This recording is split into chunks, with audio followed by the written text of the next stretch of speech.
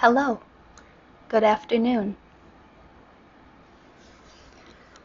Today I want to speak about koans. Koans. You might be wondering what koans are. They are Zen teaching stories. And the thing to know is that they tend to use language in a different way. They also often use the language of calling us to return to the natural world. I'm interested in that relationship between the natural world and koans. So that's what I want to talk about today. Dogen, who is the founder of the Soto Zen school of Buddhism in Japan,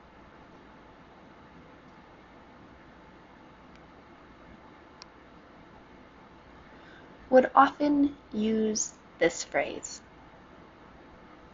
take the backwards step.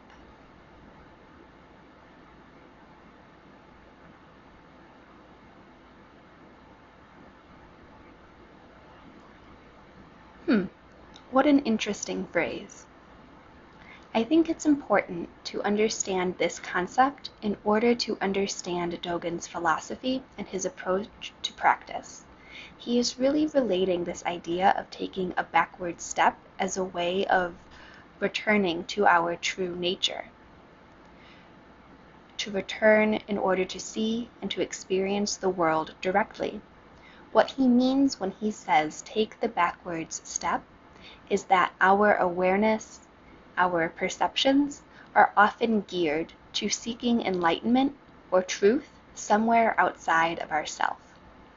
Dogen's phrase, and others like it, serve to call us to return and to turn our seeking inward.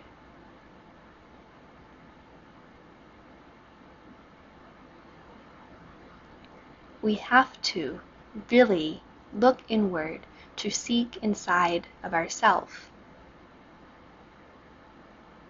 And we have to experience our own true nature.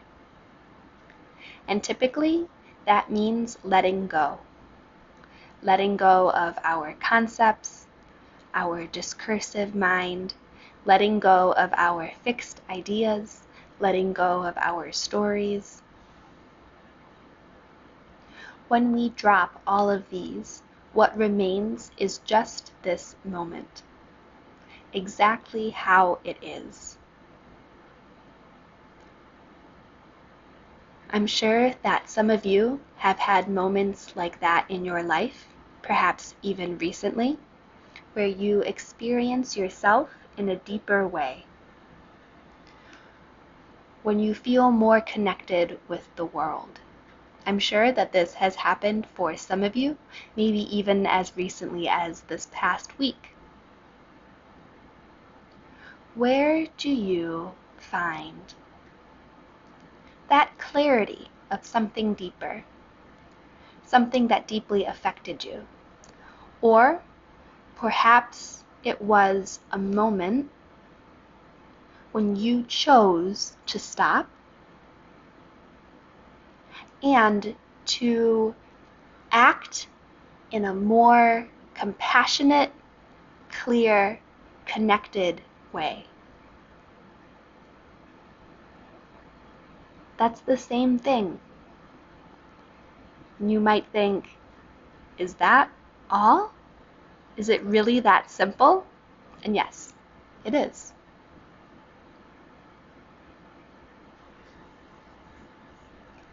There are other phrases with a similar sentiment. You may be familiar with the famous line, chop wood, carry water. This phrase is attributed to a historical figure. His name is Layman Peng, who is known for this and other well-stated phrases. Layman Peng asks, what could compare to the marvelous, supernatural act of chopping wood and carrying water.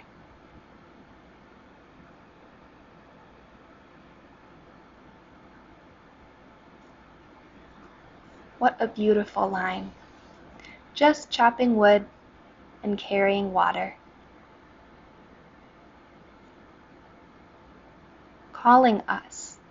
Phrases like this are calling us from across time to connect with the present, with the here and now, and to not separate from what is going on in the present.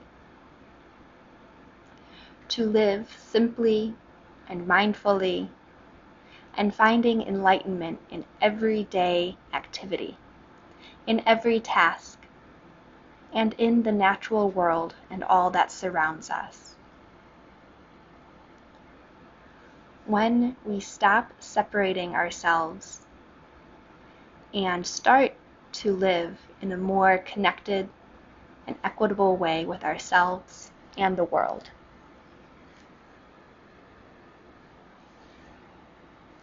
I know that some of you are enthused by Zen's use of language, and I know that for others this can be a frustrating exercise. I get it.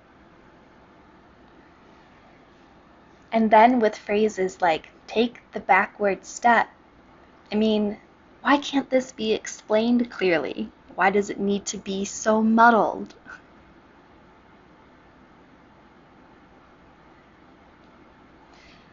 These phrases and these kinds of phrases that are used are designed to get through to us, which makes them difficult to hold and parse through. By giving us this kind of teaching, really, which doesn't lend itself to a logical, linear, or discursive approach or analysis, and that's a good thing. These phrases are trying to break us free from our habits. And people who practice Zen end up using language in this way because it is challenging.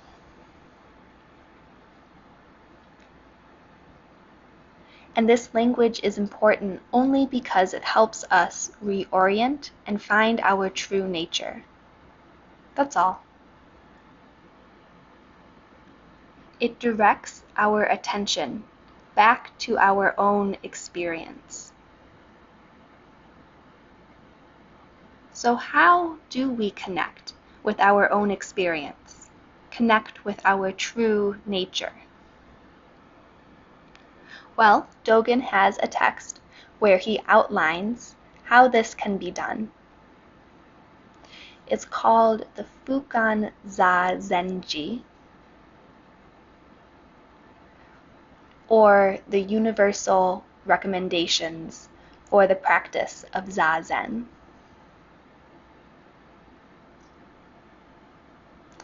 In his explanation, Dogen walks through a series of steps. And one of the steps he describes as simply proceeding to think, not thinking. And we may feel we are left with this same confusing, strange use of language. Think, not thinking.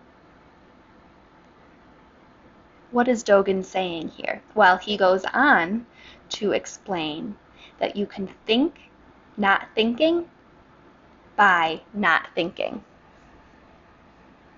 Ha! Well, gee, thanks for the clarity. Language that is paradoxal, language that tells us to take the backward step. This kind of language is encouraging us to let go of our habits, to let go of how our minds critically analyze everything day in and day out, and instead we use our non-conceptual awareness.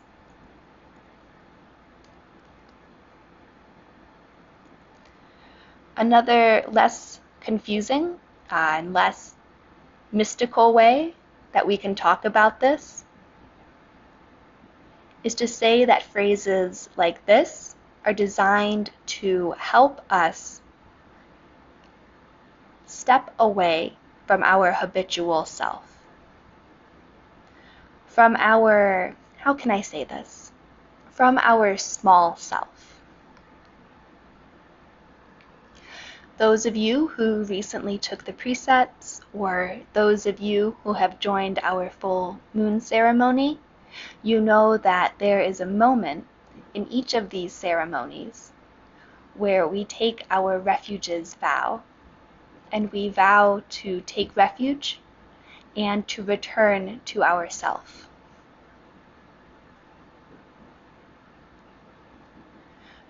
We are returning to our true self.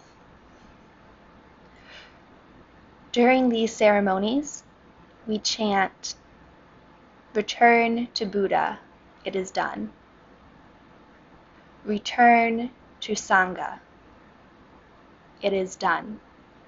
And there is an emphasis placed on "it is done," and there is continual returning. To take refuge is just to return.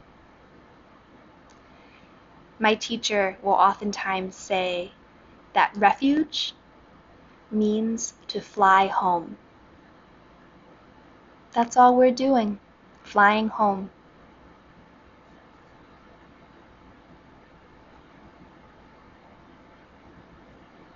So you could say that taking the backwards step is about returning to the source. We have to let go of seeking, grasping, begging, and attaching. Instead, we have to act with clarity and with wisdom from our true nature. This is a fundamental Zen concept.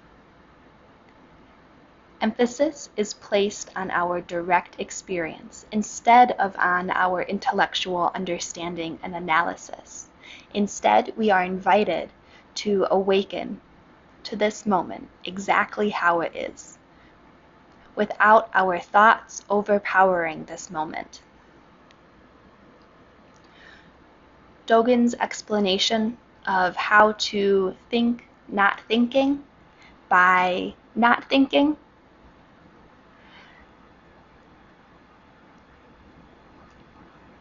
he is explaining and highlighting the point of non-conceptual awareness,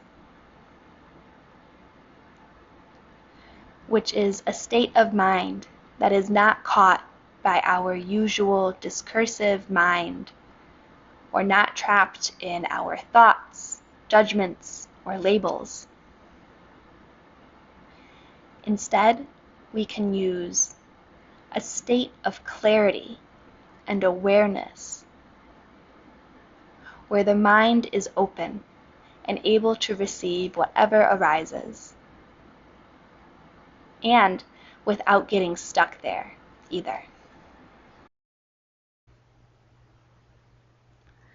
I thought that I would incorporate some of Dogen's teachings and figure out how we can apply them to a little guided meditation experience. And I hope you'll join me. Together, let's try to think, not thinking. First, let's take a look at our posture. Make sure you are seated with a strong foundation, your spine upright and your head held high, but without stiffness. Settle into your meditation posture. Your hands can rest on your lap. You can place your left hand over your right hand and let your thumbs gently touch as you rest them in your lap. Now, we will turn our attention to the breath. Notice your breath without trying to control it. Just simply observe. Observe the natural rhythm of the breath. The natural rhythm of the body. Feel. Feel the flow of the exhalation, the inhalation as it moves in and around you. Allow your breath to be your root. Allow your body to breathe and root us deeply with the present moment.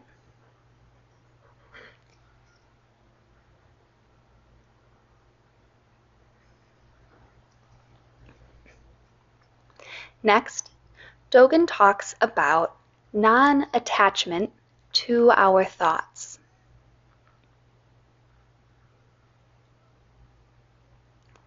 As we sit and breathe, notice your thoughts arising.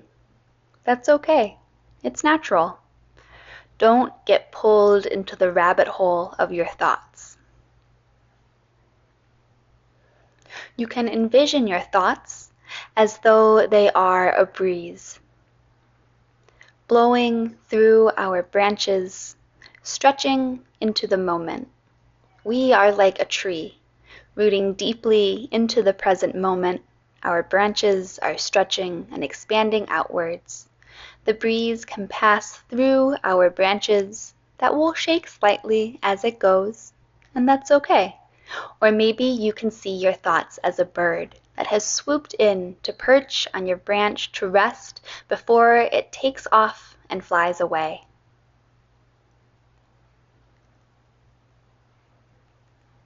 We allow it. We stay rooted in the moment, but we allow the bird to rest or to fly without attaching to it.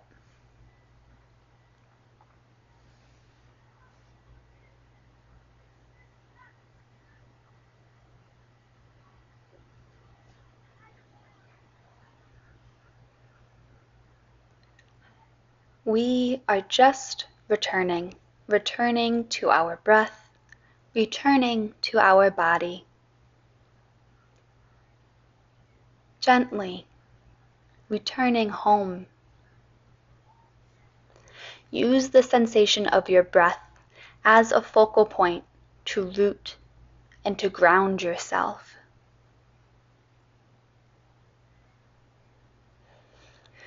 Dogen goes on to talk about non-doing, and I want to highlight this concept of non-doing. We have to cultivate an attitude of non-doing, which means that we need to stop striving all of the time.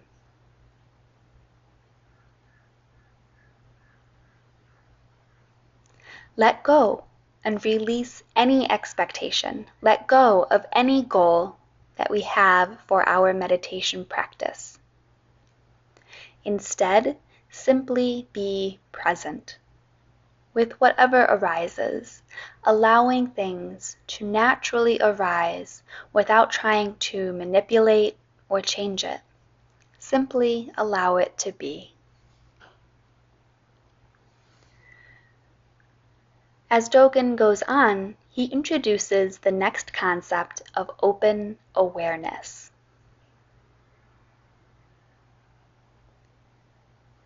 This is when our awareness includes not only our breath, but also the myriad sensations of the body.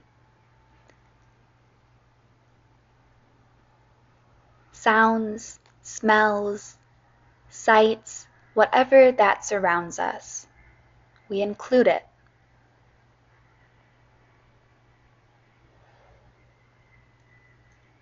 We then embrace the totality of everything and every phenomenon without preference, judgment, or labeling.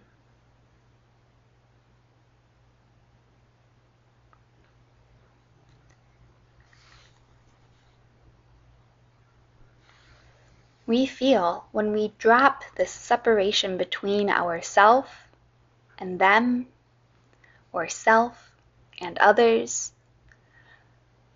slowly we feel our tree become a forest. Can you see that?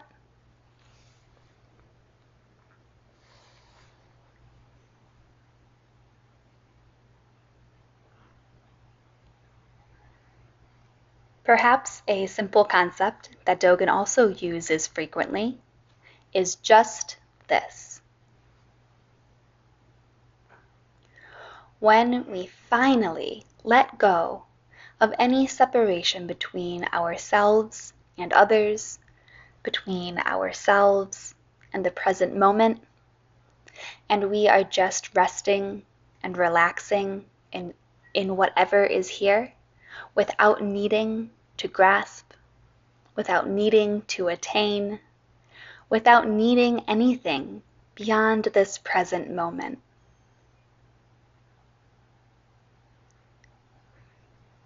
Then we are practicing thinking, not thinking. We are cultivating and encouraging a deep awareness of the present and clarity in our lives.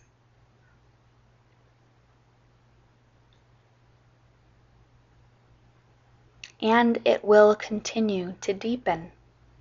We are learning to let go constantly of our discursive and judgmental mind, the constant yammering of thoughts that begin to dominate our minds and dominate our lives. Instead, we relax into the boundless spaciousness of awareness itself.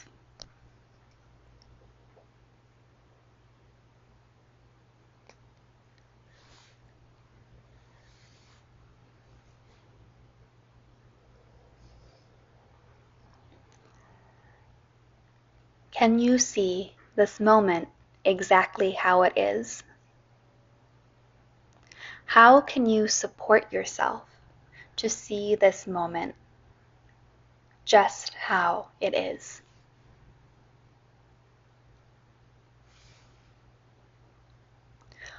When we stop separating from other beings, when we stop separating from this moment, we instead return home to ourself. There's another well-known phrase by Dogen, which makes a similar point, and I love this quote. Dogen says, "The moon reflected in a drop of water." What is meant by this? Perhaps we can picture a tree, our tree again. If your tree is anything like the trees out here in DC, they're getting rained on. Picture a drop of water hanging off a branch.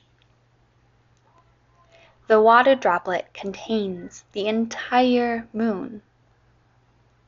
When we look up at the moon, we know intellectually that it is far, far away in space and far too large to ever fit within a small drop of water. But here it is. Can you see the moon in the drop of water? That's the beautiful thing about koans. They are calling us, pulling us, summoning us to return back home to ourself and to the natural world as well. What's interesting is these phrases at first glance, such as the moon reflected in a drop of water. Really, these phrases are talking about the relationship that exists between microcosms, or perhaps we can think of these as the small worlds, and macrocosms, or the larger worlds.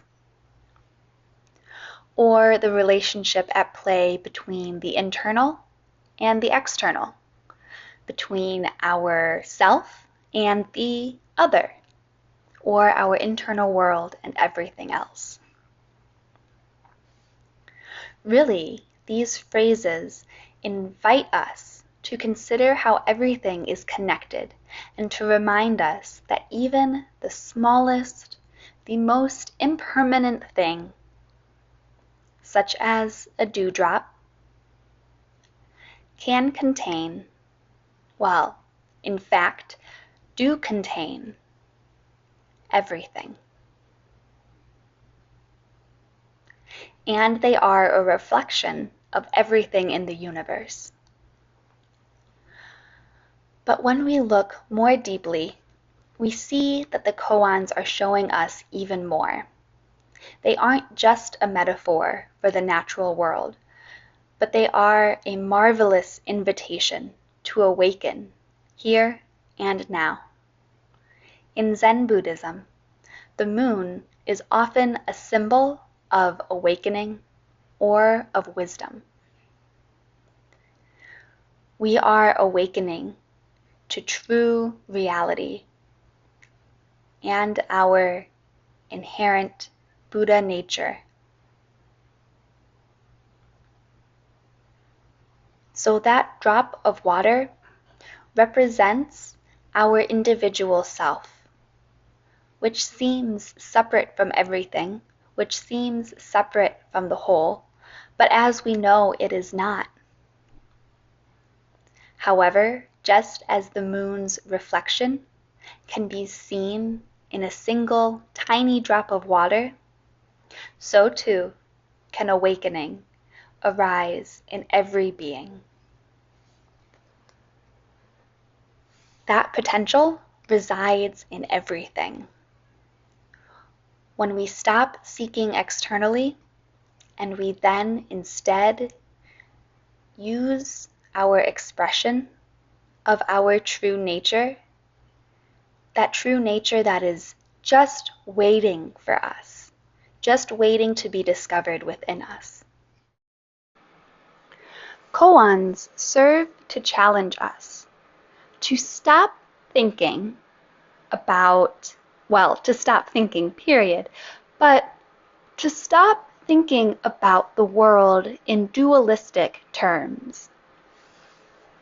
To stop thinking about the world as self and others, as subject and object,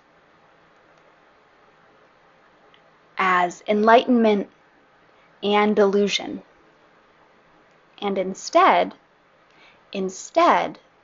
we embrace the unity of all existence. We can see how these phrases, and others like them, call us to awaken to the interconnectedness of life.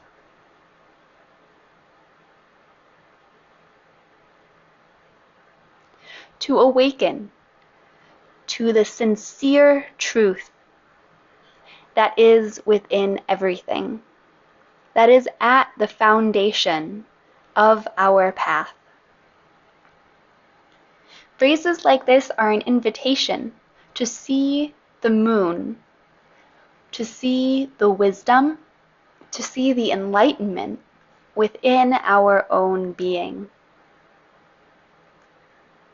while also seeing that moon within each little drop of water. Thank you, everyone. Thank you for your practice. And thank you for supporting one another on this path and for being a light for one another.